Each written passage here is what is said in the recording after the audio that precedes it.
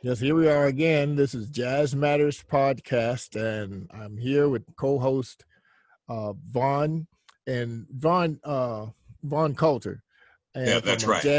from Jazz Beats Radio. Jazz Beats Radio. Yeah, Jazz Indeed. Beats Radio. You know what I'm saying? But the thing is, me and Vaughn here, and we're basically we're going to have a guest today, Shake Mayfield, who's a trumpet player, and he'll be joining us really, really soon. And we're going to get to know him, and we're going to get to know quite a few things about him that you may not have known. So we'll definitely try to get him to open up a little bit for us, and we'll all be in the know. So as soon as Shay can get his audio on and his video on. Can you hear me? Yeah, I can hear you. Are you okay, there you go. All right. Man. So we're here today with Shake Mayfield. And we've like I said earlier, we're going to get to know a little bit more about him and get to know some things that even I don't even know about him. So we're going to try to get him to open up here, and we're going to talk all things jazz. So, of course, Shake, we're here also with Vaughn Coulter from Jazz Beats Radio. And we're going to be asking you a few questions, and we just want you to basically treat it as a phone call, you know. Will do. One thing you learned today, I am not the most tech savvy when it comes to this stuff. You know, it's a learning process for anybody over in our age group. Let's say it like that. That is true. So, but we'll get through it. So, Shake, man, we've been knowing each other a very long time. So, for all those who don't know, and those that have actually heard about you, and a lot of people have heard about you, but they want to know a little more about you, and just go ahead and let them know who you are, where you're from, and how you got started in this music business. Well, my name is Milkshake Mayfield. I was born in Coulter, Georgia, which is about 100 miles north of Atlanta. That's the home place where James Brown got his start with Bobby Bird and the JBs. And went to school with James Kidd, his oldest son, Ted, and I were in grade school together. So I remember James Brown when he first got to Coulter. I was a little kid, and he was living with Bobby Bird and playing with the band and everything. And I used to watch my uncle play his saxophone, and I used to mess around with it. And I'm like, this thing got a lot of keys. And then I happened to see Herb Alpert and the Tijuana Brass playing one day, and he was playing the trumpet. And I said, I'm gonna get one of them. They ain't got but 3 keys. That's gonna be easy. Not knowing I was picking one of the hardest instruments to play in the brass family. So my uncle, he got me a trumpet, and ever since then, it's like the trumpet has been my main instrument. I can play just about every instrument. I got a music degree from Clark College back in the day. But the trumpet is something about that thing. I can hear a song and just play it on the trumpet.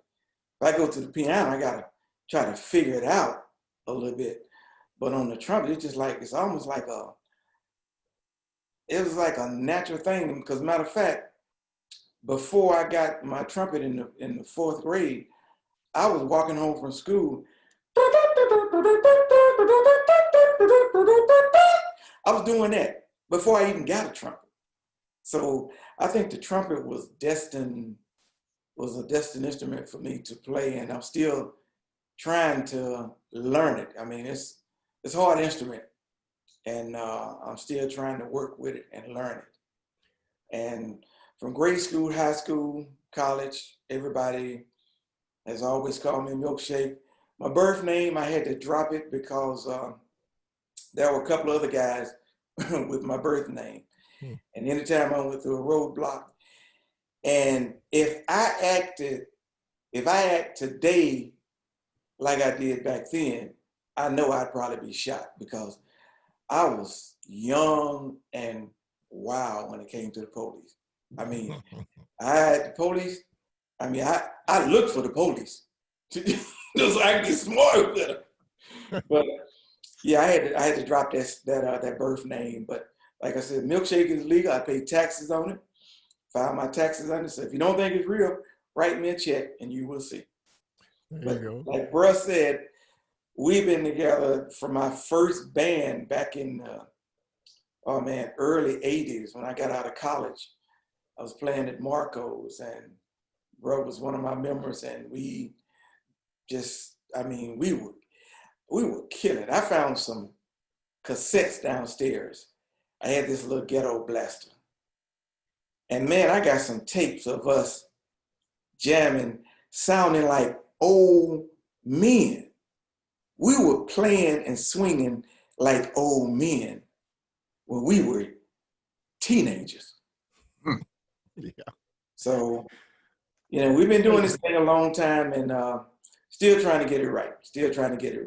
Well, Shake, when you were at Clark, I want to ask you a little bit about that. When you're in the jazz band, Mm-hmm. and you guys did, I think you probably did a couple of things over in Montreux, right?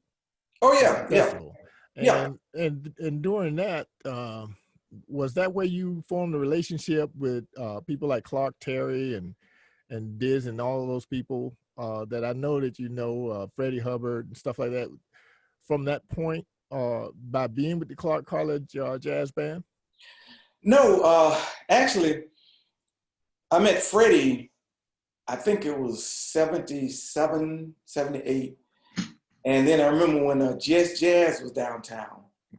And I met him, and when I walked in, because he was like a god to me. I walked up to him and I was just like in awe. And now remember you're talking about Freddie Hubbard, right? Yeah, Freddie Hubbard. Okay, yeah, I just wanted to say you said Freddie, and I wanted to make sure everybody knew Freddie you were Hubbard. talking about Freddie Hubbard. Not Freddie Cole. Freddie Cole came later on. Right. But I walked up to him, man. I was like a little kid in the candy. So I'm like, how you doing, Mr. He said, he looked at me and he said, "You are one playing MF." I'm like, why you say that? He said, "I can tell by your lips." And from that point on, he and I we became buddy. I was like, he was my mentor. And anytime he came to town, he'd invite me up to play with him. And after that, he had told a lot of people about me.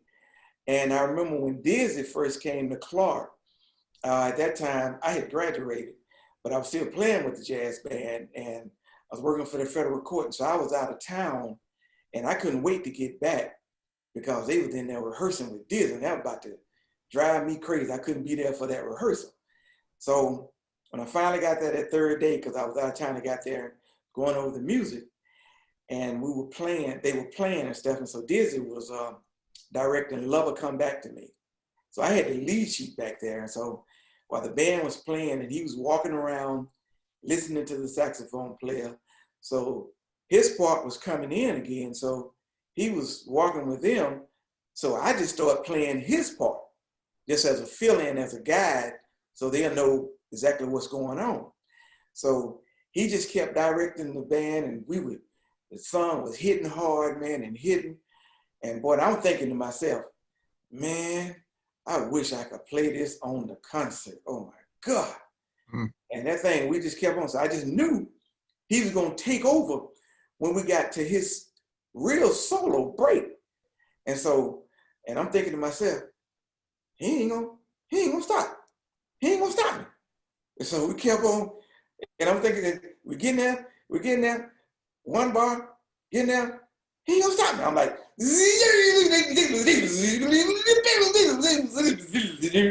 and boy, we were swinging and swinging. That song was going on. I said, oh my God, I'm still thinking about myself. I wish I could do this. I wish I could do this on the show.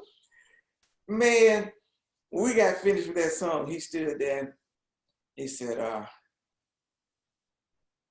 I think I'm gonna direct this. I'm gonna let Chocolate do that.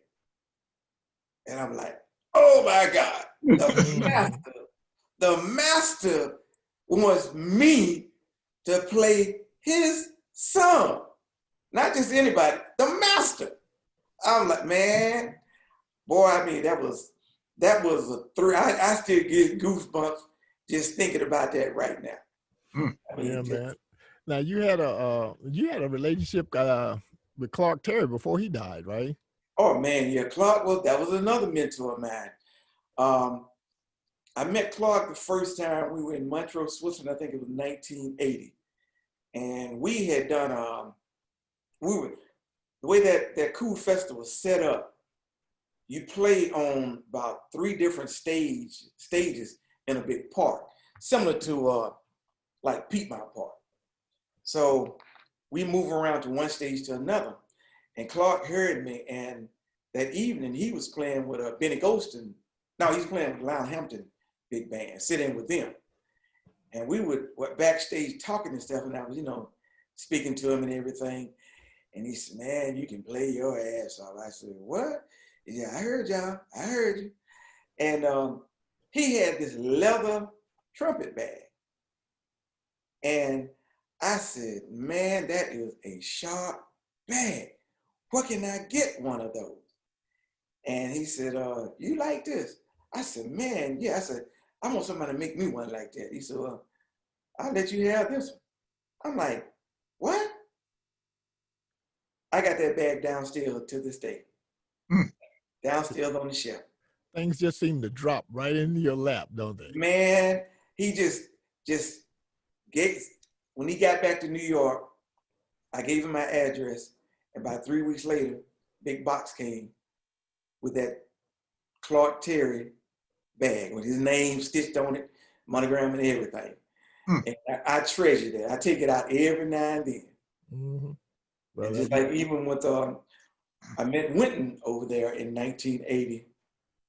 And boy, that was wild. We were at the jam session one night. And, Benny Golston, Frank Foster, Jimmy Heath, Ron, everybody that you can think of in jazz was there. Wow.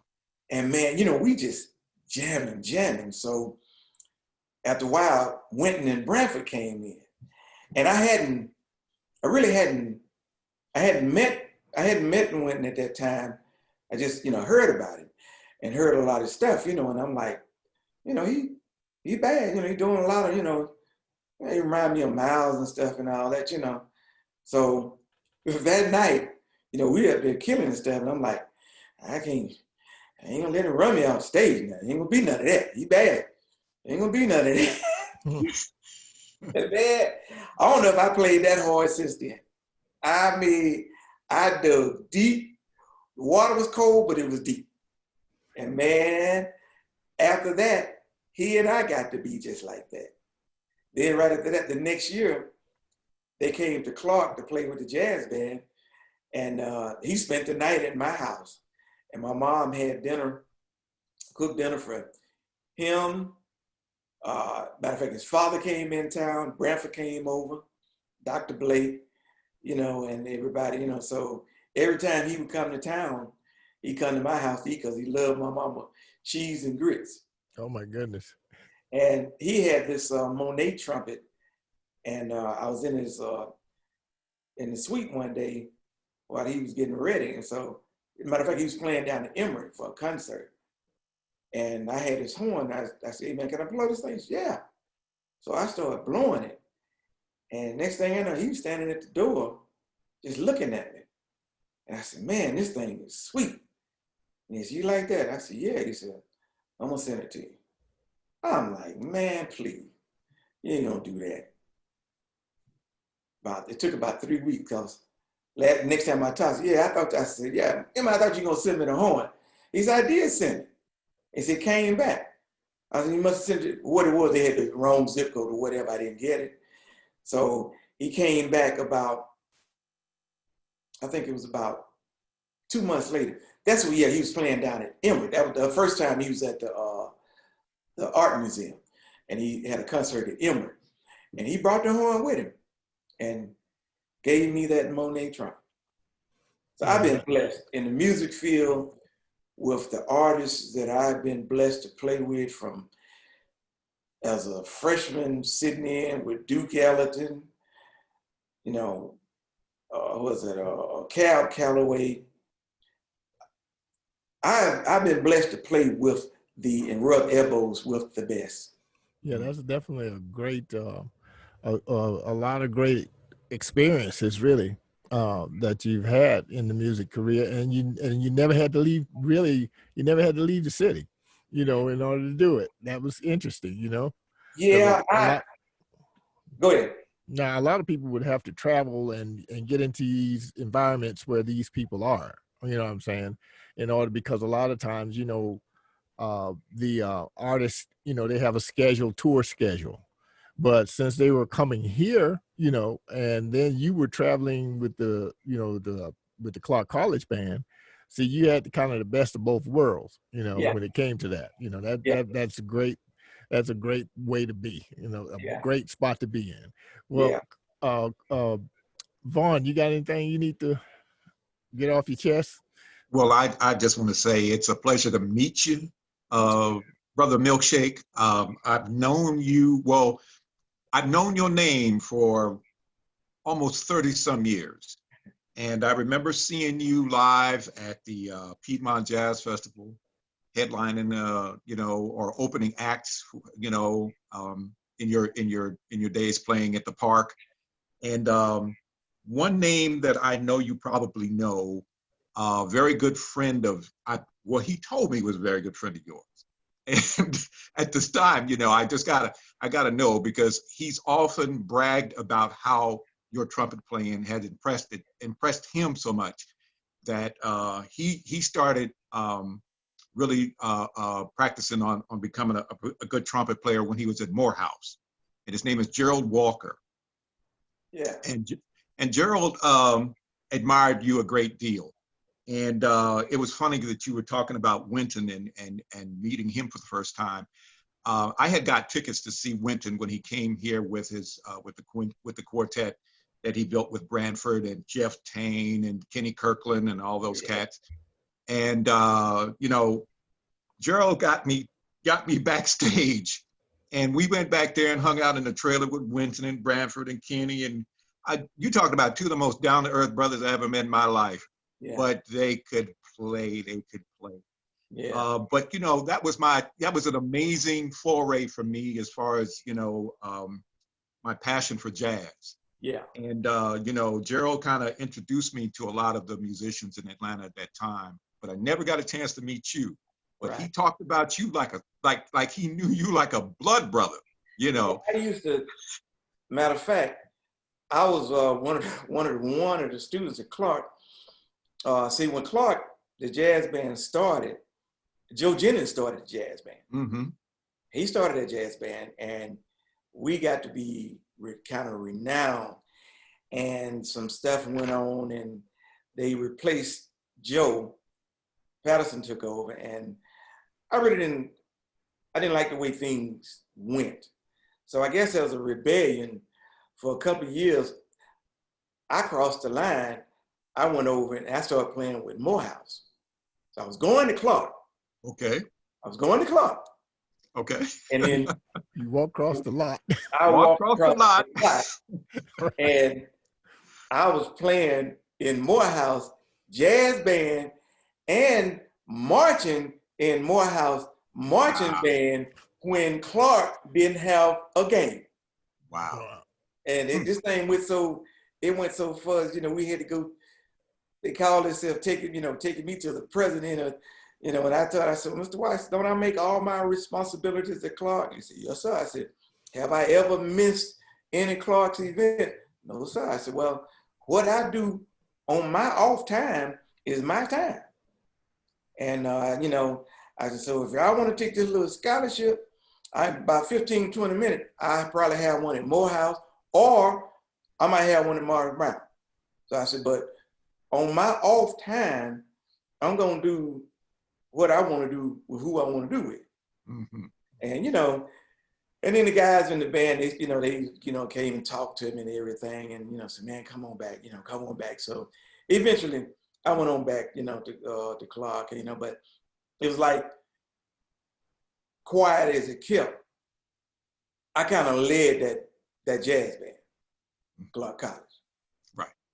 So, I never get the credit for it. But hey, it is what it is. They know.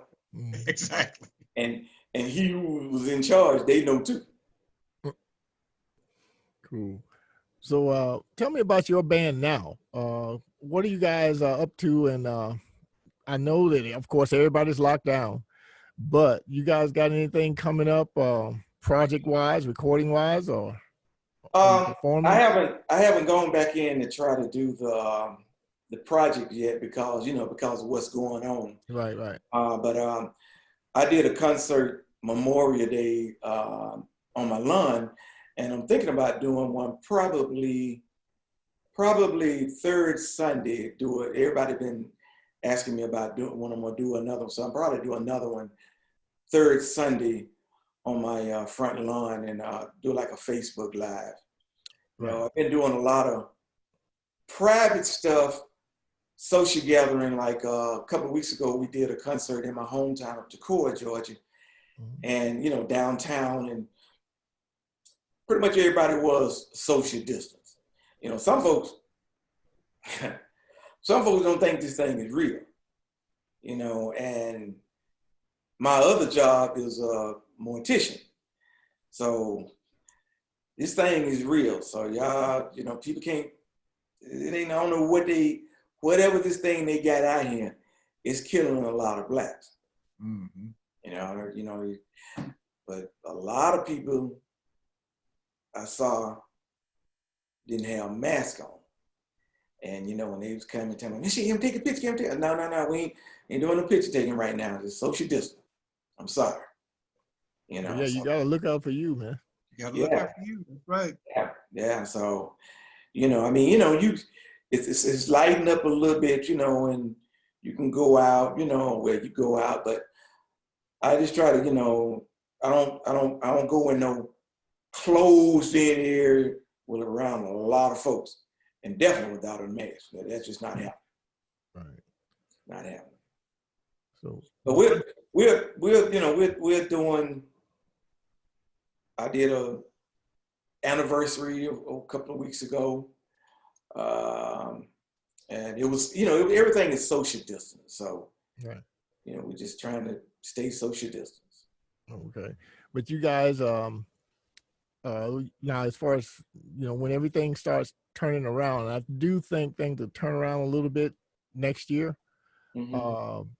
Are you guys gonna continue, or is that when you're gonna go in and try to do a project? I'm gonna do.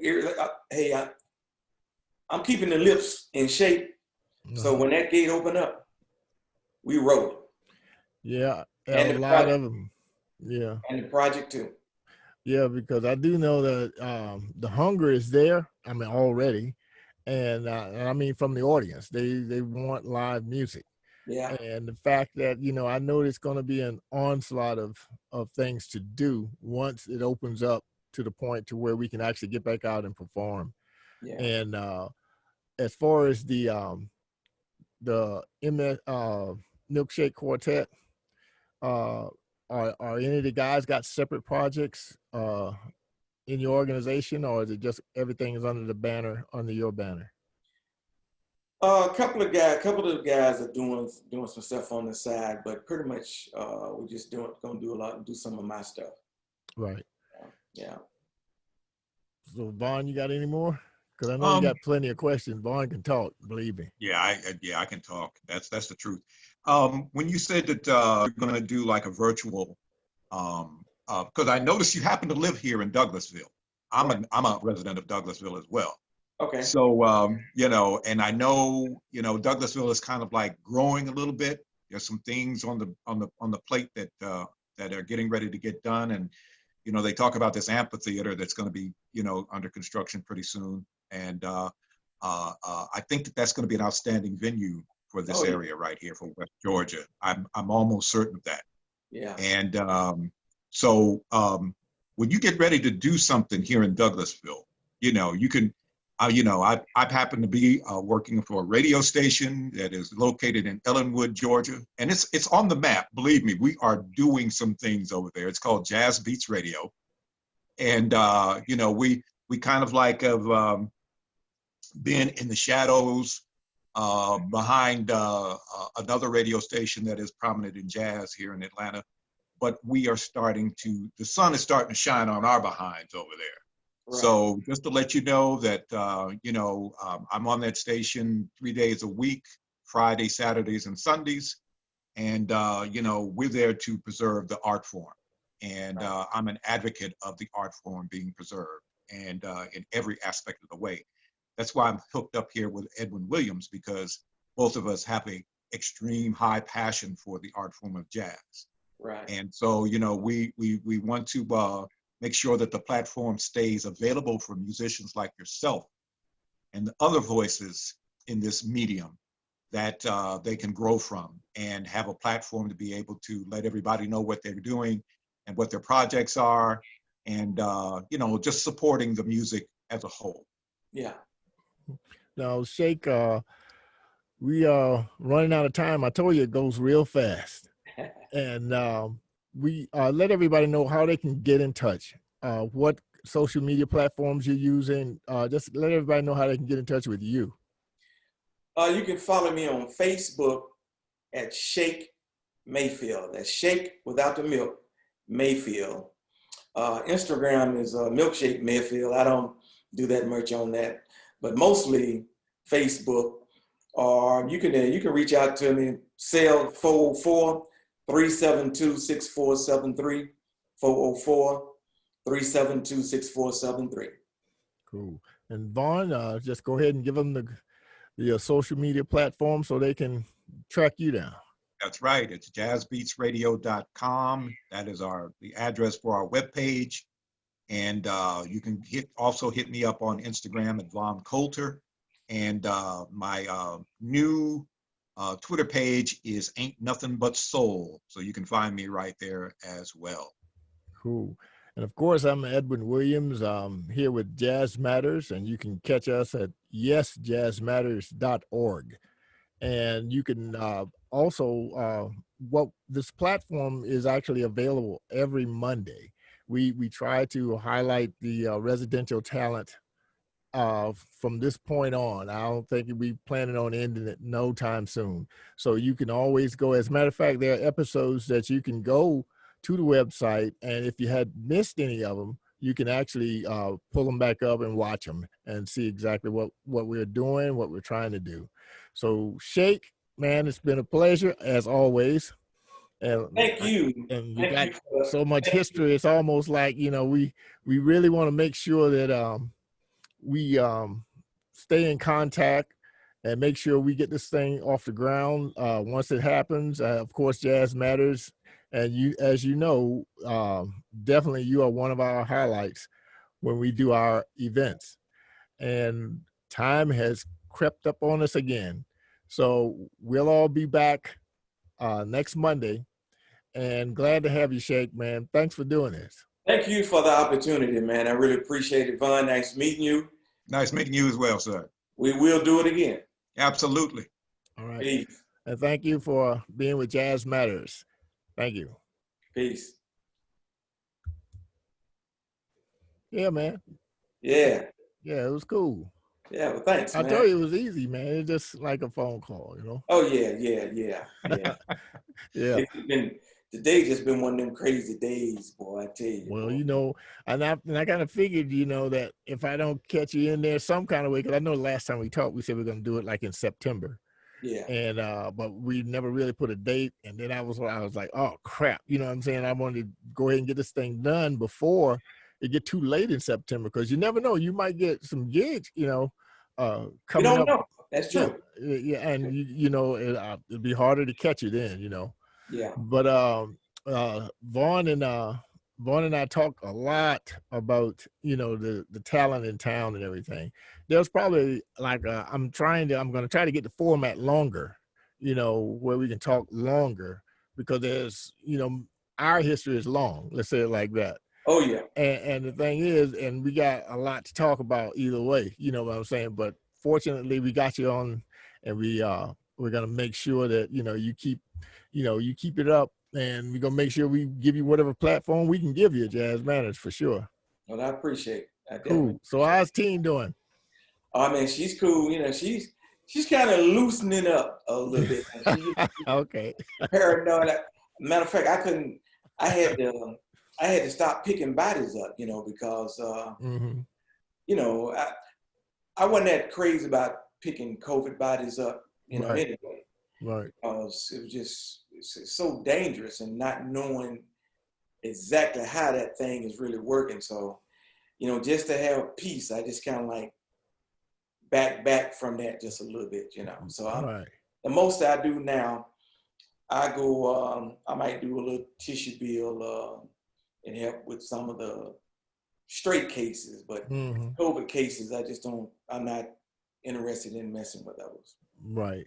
I And can then understand it, a lot of graveside, doing a lot of graveside. Matter of fact, I've been going up to Columbus, South Carolina, about every other week, man. Doing graveside, so people heard about me and want me to play Yeah. at the grave. Right. And I remember my mom rode with me a couple of weeks ago, Mm-hmm. and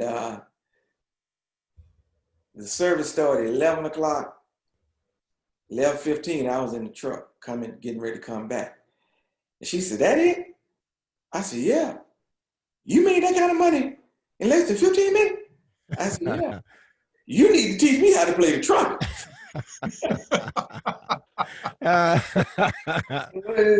Hey, I said, "It's your fault. You gave me this gift when you birthed me." I said, "So, hey, I just thank God, that I get the call. It was like last Sunday I was in Birmingham. Saturday before that I was down in the States. But I mean, these folks calling me all the time. Want me to come and play at the grave. Wow. That's something we can talk about the next time. When things get a little different, we got to talk about that next time. You know what I'm saying? Because that's something totally different. Yeah. So I might not. I ain't playing. I ain't got the band playing, but they still got me playing. So yeah. Okay, man. Well, my little thing up there is letting me know it's blinking, so we're out of here. okay. All right, man. Peace out. All right. All right.